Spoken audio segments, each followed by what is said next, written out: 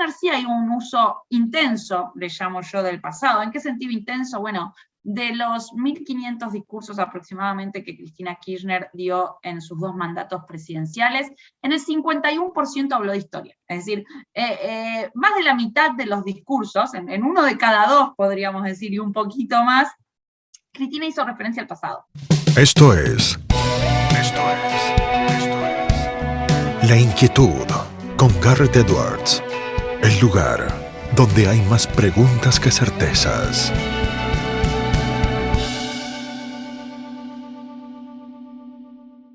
Damos vuelta de página aquí en La Inquietud por CNN Radio Rosario y tenemos un verdadero privilegio, un placer, un honor. Escuchen, ella es historiadora, doctora en Historia por la Universidad de Buenos Aires, máster en Ciencia Política por la Universidad Torcuato Di Tella, profesora de Historia por la Universidad Nacional de Rosario. No solamente es catedrática universitaria, sino que hace un excelente trabajo de divulgación histórica. Probablemente la ven como columnista en Odisea Argentina con Carlos Pani y La Nación Más, y también tuvo 2 podcasts que a mí me encantaron, La Banda Presidencial y Hay que pasar el invierno también en La Nación. Es Camila Perochena. Camila, ¿cómo estás? Garrett Todas te saluda.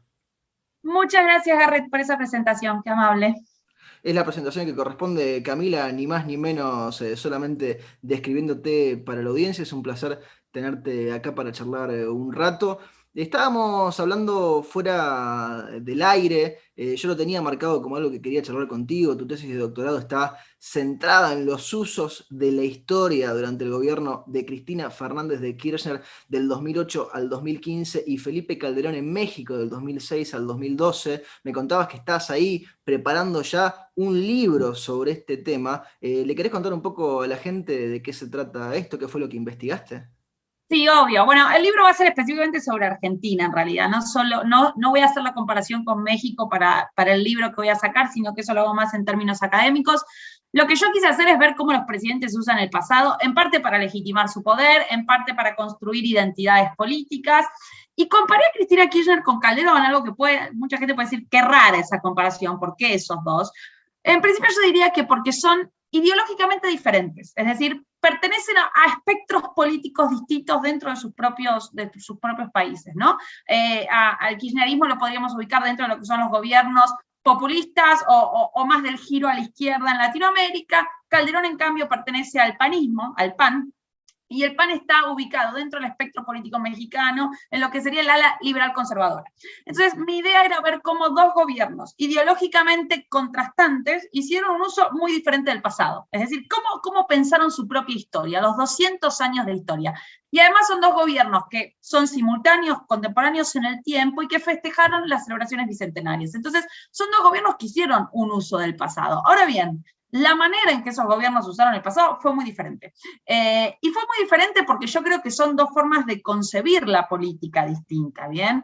En el kirchnerismo, por ejemplo, lo que yo trato de sostener ahí en la tesis es que hubo un uso político del pasado que podríamos llamar polarizador, que va en sintonía con una forma de entender la política agonista o a partir del conflicto.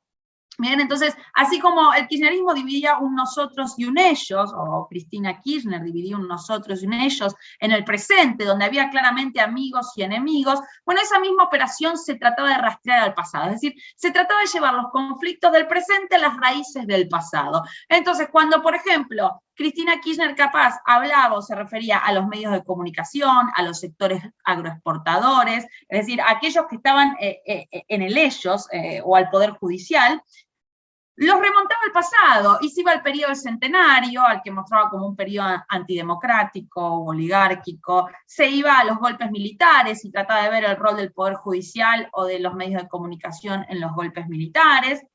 Y cuando elaboraba una identidad política kirchnerista, un nosotros, en realidad lo que hacía Cristina era también asociarse con personajes y momentos de la historia, principalmente yo diría con el momento de la Revolución de 1810, con el rosismo, con el peronismo, obviamente, y con los 70, ¿no? Que serían como los momentos positivos. Entonces, Cristina lo que buscaba hacer a la hora de usar el pasado es un poco reproducir esos antagonismos del presente. ¿Qué pasa con Calderón y con el PAN en general? Bueno, el panismo hizo un uso más integrador del pasado o reconciliador. Eso también se puede explicar no solo porque bueno, Calderón era liberal y en parte, más que pensar la política desde el conflicto, en parte trataba de pensarla desde el consenso, aclaro una cosa, siempre dentro del sistema legal mexicano. Sí. Porque, bueno, hubo una guerra contra el narcotráfico, ¿no? Y uno podría decirme, bueno, pero eso es conflicto. Ahora bien, con los partidos como el PRI o con el PRD le costó mucho más, pero por lo menos con el PRI, lo que buscaba era llegar a ciertos consensos. Por eso Calderón no buscó dar una batalla por el pasado, como uno hubiese esperado de un partido conservador en México en ese contexto, sino por el contrario buscó hacer suya una versión de la historia de México, que era una versión clásica del PRI, lo que se conoce como la historia de bronce en México, e integrar a los distintos héroes mexicanos, tanto liberales como conservadores, para crear una versión del pasado donde entraran todos, ¿no? Y que se relacionara con esa idea del presente, en el cual Calderón también necesitaba que entraran todos. ¿Por qué? Porque necesitaba el apoyo del resto de los partidos políticos en su guerra contra el narcotráfico. Entonces, lo que yo trato de hacer en la tesis es comparar esos usos contrastantes. En el libro voy a hablar solamente de Cristina, porque bueno, tiene más marketing en Argentina que Calderón. Pero en la tesis lo que hago es esa comparación.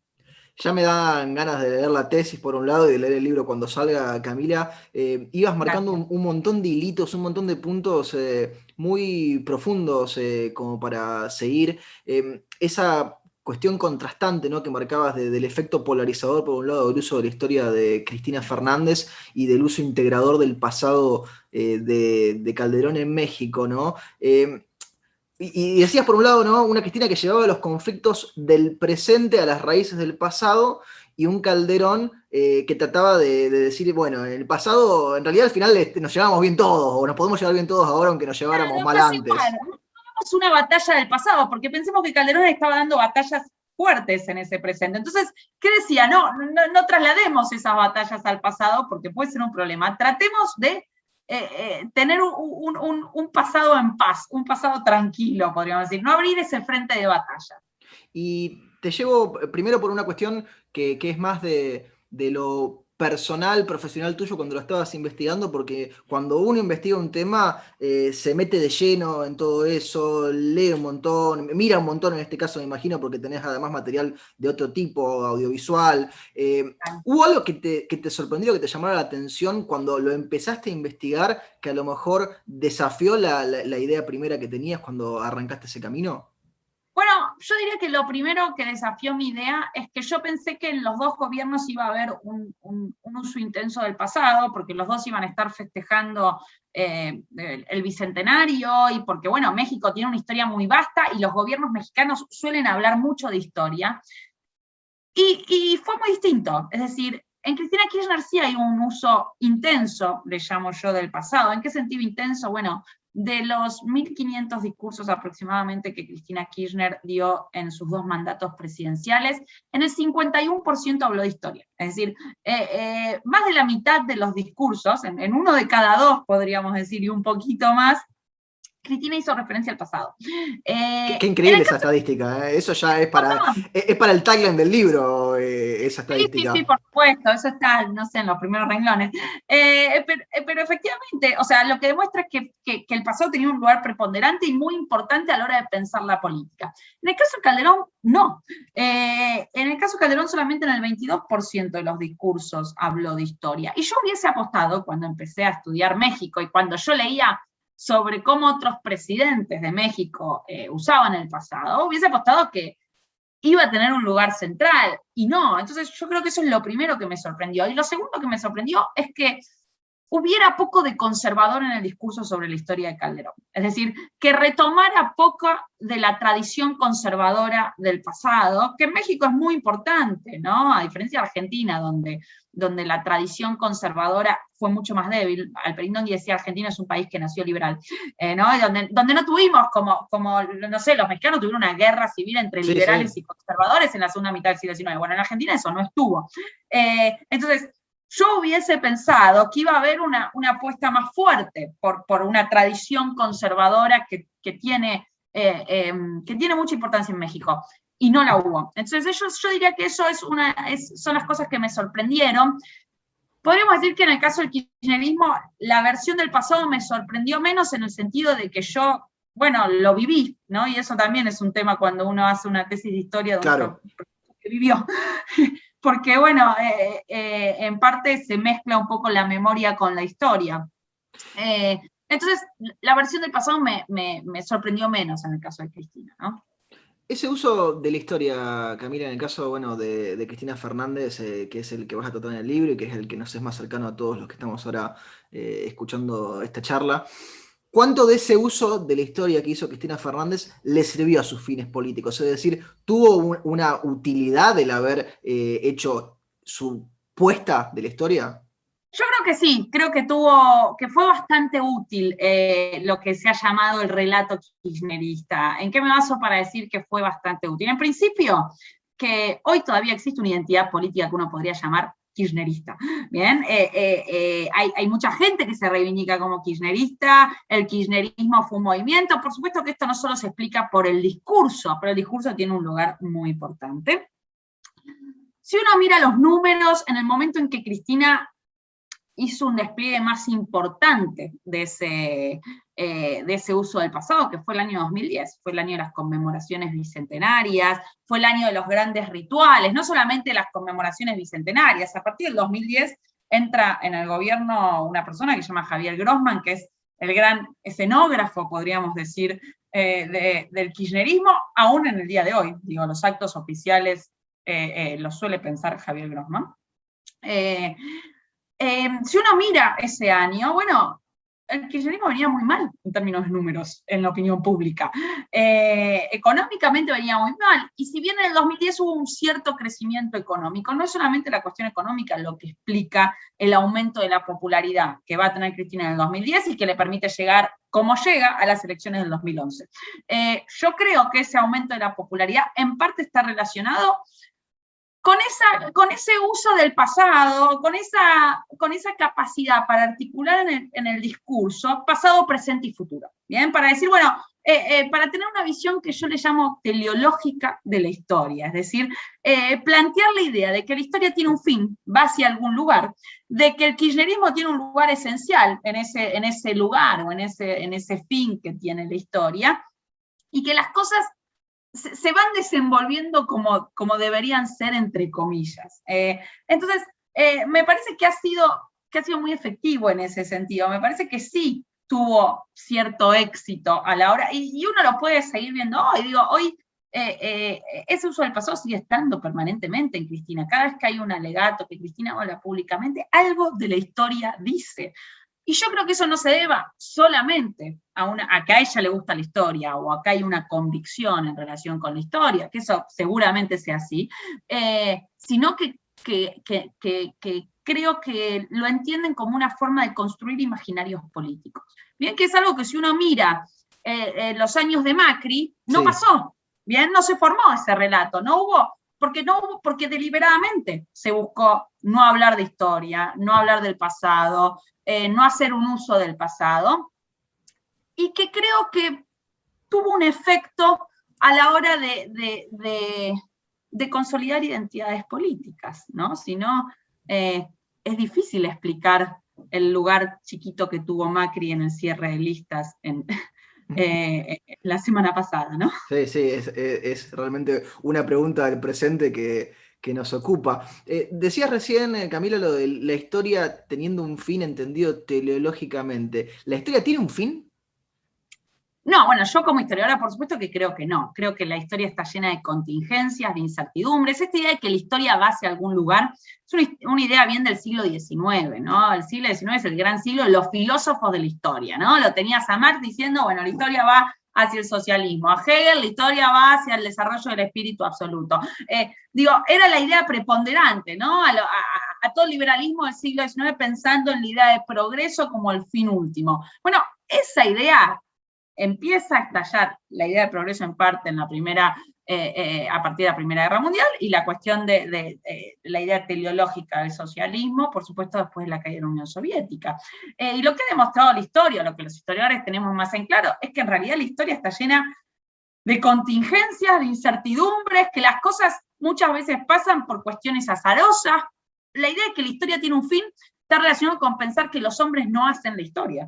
Y en realidad muchas veces los hombres toman decisiones, hombres, mujeres, etcétera, ¿no? Toman decisiones que hacen que la historia vaya hacia un lugar diferente al cual podría haber sido. Entonces, un poco lo que tratamos de hacer los historiadores es reponer esas decisiones, reponer esas contingencias, y justamente ir en contra de esta idea teleológica de pensar, bueno, que la historia va hacia algún lugar. Y antes marcabas, más temprano en la conversación, Camila, los momentos que Cristina rescataba, ¿no? 1810, el rosismo, el peronismo, los 70. Para vos como historiadora, ¿cuáles son los momentos que sin duda nos siguen marcando en la Argentina del presente? ¿Son esos? ¿Son otros? Yo creo que esos momentos son claves y nos marcan en términos de identidad nacional. Es decir, si uno se va al siglo XIX, yo creo que esos momentos no nos marcan en el sentido de lo que los politólogos llaman path dependence, ¿no? Que es una trayectoria dependiente. No creo que eso nos marque en el sentido de, bueno, hoy la Argentina está como está porque en 1810 la revolución fue de esta manera. En ese sentido no creo. Sí, no es que pisamos una piedra y de repente claro, fue la culpa de todo lo demás. Exacto, totalmente. Creo que esos momentos, 1810, el rosismo, 1853, nos marca en términos de identidad nacional, de cómo se construye hoy nuestra identidad, cómo nos pensamos como argentinos, cuándo creemos que nació la Argentina. Ahora, hay otros momentos que sí, que capaz son un poco más cercanos, y donde nos empezamos a acercar ya al siglo XX, que sí son determinantes o que nos ayudan a entender la Argentina en la que vivimos, y que están relacionados con puntos de inflexión en esta historia, ¿no? Uno podría decir la forma en que Argentina se inserta en el mercado mundial en 1880, la forma en que se piensan las identidades políticas, sobre todo a partir del final del siglo XIX, con el nacimiento de la Unión Cívica Radical, y después con el nacimiento del peronismo. Esas identidades políticas y la forma en que se pensaron esas identidades políticas, por supuesto que tienen un efecto hoy.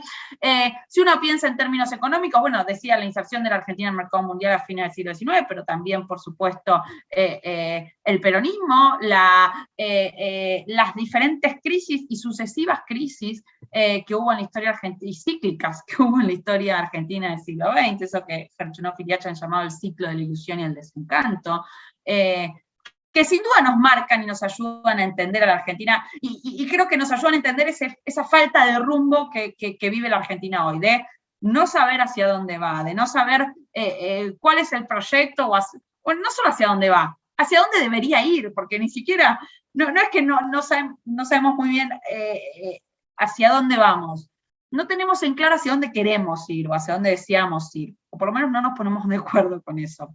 Entonces, yo creo que en eso sí hay lo que algunos politólogos han llamado como coyunturas críticas, momentos críticos, puntos de inflexión, especialmente en el siglo XX, que son claves para entender, bueno, cómo estamos hoy. Marcabas el contraste recién, Camila, con lo del path dependence de algunos politólogos y los puntos de inflexión, ¿no? Que en la historia argentina quizá nos habían dejado su huella, ¿no? Esta inserción en los mercados internacionales en 1880. Y yo me preguntaba, ¿puede ser que la Argentina de hoy sea como esos GPS de hace algunos años, que uno les bajaba los mapitas, no que los tomaban de la señal del móvil, sino que uno a lo mejor le dejaba el mapa, y que tengamos un mapa viejo, que a lo mejor estemos pensando algunas cosas de cómo funciona el mundo, como se pensaban antes en la Argentina, que nos hayamos quedado con esa imagen instalada? Sí, está buena esa comparación. A ver, yo creo que hay visiones anacrónicas desde todos los lados de las grietas, ¿no? Hay como una especie de ensoñación, bueno, no sé si estaría bien dicho así, pero sí, ensoñación con el pasado, ensoñación con las luces del pasado o con las promesas del pasado, ¿no? La Argentina prometía hacer muchas cosas. Según, para algunos, prometía ser la Australia en 1910. Para otros prometía ser la gran potencia o un país soberano, independiente y con justicia social. Es decir, hay como grandes narrativas que se construyeron a lo largo del siglo XX, y que yo creo que hoy se siguen usando como un faro en un mundo que ya no existe, ¿no? Esas diferentes narrativas que se siguen retomando como si pudiéramos pensar la Argentina en el mundo hoy, o que la Argentina puede tener un lugar en el mundo hoy similar a la que auguraban, ya sea los founding fathers, los padres fundadores a fines del siglo XIX, a mediados del siglo XIX, o Perón a mediados del siglo XX. Ya no es ni la Argentina, ya no, ni el mundo, ni la Argentina es ese país. Entonces, se necesita un poco de creatividad o de invención para poder recalibrar el GPS y sobre todo de capacidad de leer el mundo en el que vivimos y el lugar que la Argentina tiene en ese mundo, que es muy, muy, muy marginal. Y eso es lo que a veces no logramos asumir seguramente. Camila, aprovechamos que te tenemos, te hacemos las últimas 2 preguntas y te liberamos. Lo dije al principio, yo disfruté mucho los 2 podcasts que hiciste en La Nación, La Banda Presidencial y Hay que pasar el invierno. Imagino que la gente también, los que lo escucharon, lo disfrutaron mucho. ¿Cuánto disfrutaste vos el proceso de hacerlos? A ver, a mí me gusta mucho hacer podcast, me gusta mucho porque además estos podcasts son podcasts que no tienen fecha de vencimiento, o por lo menos en los próximos años, en el sentido de que, bueno, tratan de retomar los aportes de la historiografía de los últimos 20, 30 años, pero también son mucho trabajo, porque son podcasts editados, ¿no? Son podcasts que implican 3, 2, 4 entrevistas para cada episodio, editar las entrevistas, cortarlas, armar un guión, pegar el guión con las entrevistas, después grabarlo, y todo eso es un proceso larguísimo para un producto que después tenés un episodio de 40 minutos. Pero justamente yo creo que eso está bueno, o sea, poder tener en 40 minutos condensadas muchas ideas de diferentes personas que por ahí piensan distinto, o que por ahí piensan parecido, o que se especializan en distintos temas. Así que en eso lo disfruté mucho, pero también fue muy agotador, por eso este año me lo tomé. Pero tenés que volver en algún momento. Voy a volver a hacer podcast, pero este año necesitaba descansar la cabeza de los podcasts porque demanda mucho. Y te hacemos la última pregunta, se la hacemos absolutamente a todos nuestros entrevistados. El nombre del programa es un juego de palabras, es La Inquietud. ¿Qué inquieta a Camila Perochena? Bueno, en este momento lo que me inquieta es que voy a tener un hijo próximamente y va a ser mi primer hijo. Así que lo que me inquieta es cómo es ser madre. Me mata de miedo, pero bueno, veremos. Camila, te agradecemos muchísimo este tiempo que te has tomado para charlar con nosotros. Te mandamos un fuerte abrazo y esperamos reencontrarnos pronto. Gracias por la invitación, Garrett. Hablábamos con Camila Perochena aquí en La Inquietud por CNN Radio Rosario. Esto fue La Inquietud con Garrett Edwards. Síguenos en redes sociales y en www.edwards.com.ar.